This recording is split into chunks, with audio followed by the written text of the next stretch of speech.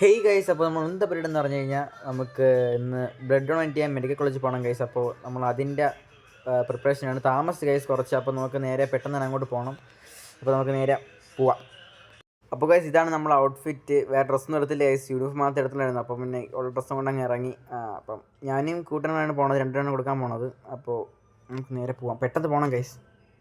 Guys എത്രയും പെട്ടെന്ന് അങ്ങ് എത്താൻ നമ്മൾ ലക്ഷ്യം. അപ്പോൾ ഞാൻ ബസ് സ്റ്റാൻഡിൽ പോയിട്ട് ഓക്കെ. അങ്ങനെ ഞാൻ ബസ് സ്റ്റാൻഡിൽ എത്തി. ബസ് സ്റ്റാൻഡിൽ ഇനി ഒരുത്തുണ്ട വരാനുണ്ട്, അവനെ കാത്ത് നിൽക്കുകയാണ്.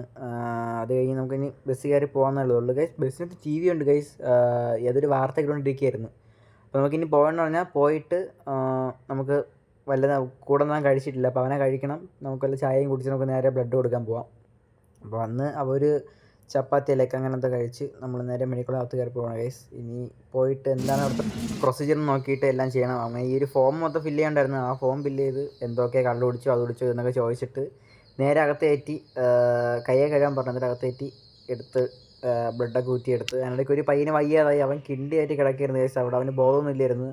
പെട്ടെന്ന് തന്നെ ഫുഡും കഴിച്ച് നേരെ വീണ്ടും ക്ലാസ്സിൽ പോകണം ഗൈസ്. അപ്പോൾ ക്ലാസ് ചെയ്തിട്ടുണ്ട്. അപ്പോൾ ഇന്നൊക്കെ എത്രയുള്ളൂ. Love you by.